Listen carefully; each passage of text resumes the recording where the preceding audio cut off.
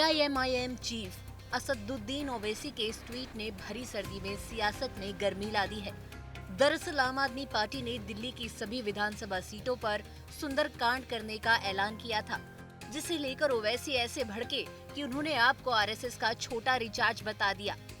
ओवैसी ने ये भी आरोप लगाया कि हिंदुत्व की पॉलिटिक्स करते हुए आपने ये कार्यक्रम इसलिए आयोजित किए हैं क्योंकि अयोध्या में राम मंदिर की प्राण प्रतिष्ठा हो रही है, जिसका फायदा बीजेपी उठा रही है।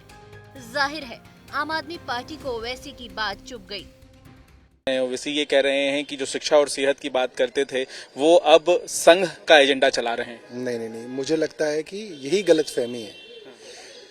आप खुद जो है अगर किसी पार्टी को हिंदुओं की ठेकेदारी दे दोगे तो वो पार्टी ले लेगी, वो पार्टी तो लेना चाह ही रही है। ये बिल्कुल गलत है। मुझे लगता है कि इसको इस तरीके से नहीं देखना चाहिए।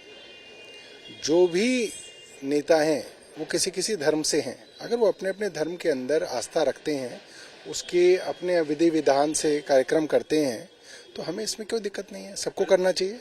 मैं बस इतना ही कहना चाहूँगा कि अरविंद केजरीवाल जी प्रभु श्री राम के परम भक्त हैं और वे अपने जीवन का कोई भी बड़ा काम है या कोई नए काम की शुरुआत करते हैं तो बजरंग बली के और प्रभु श्री राम के चरणों की धूल अपने माथे पे लगा के करते हैं।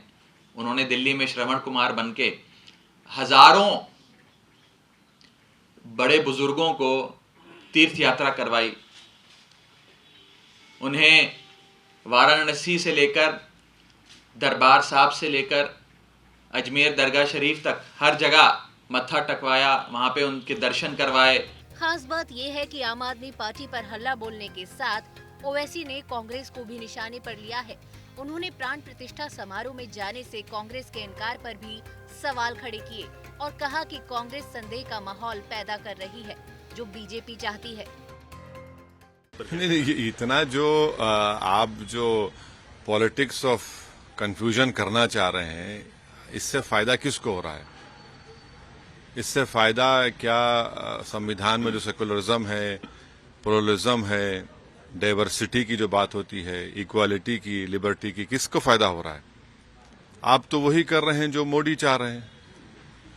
भाई आप सरयू नदी को जाएंगे, कोई कहता है वहां नहीं जाएंगे, कोई राष्ट्रपति कह रहा है कि नासिक आ जाइए, कोई कह रहा है कि दिल्ली के स्कूल अस्पतालों में हम हनुमान चालीसा और ये कर देंगे।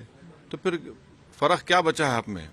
दरअसल ओवैसी की पूरी पॉलिटिक्स मुसलमान वोट बैंक को एकजुट करने की है।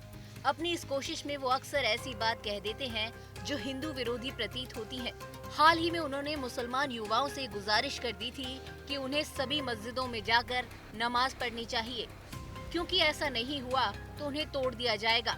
ओवैसी की दिक्कत ये है कि वो विपक्ष के किसी गठबंधन का हिस्सा नहीं बन पाए हैं और उन्हें साथ लेने की कोई कोशिश भी नहीं दिखती। ऐसे में उनके निशाने पर बीजेपी के साथ आप और कांग्रेस जैसे सब दल हैं। चुनाव आज तक।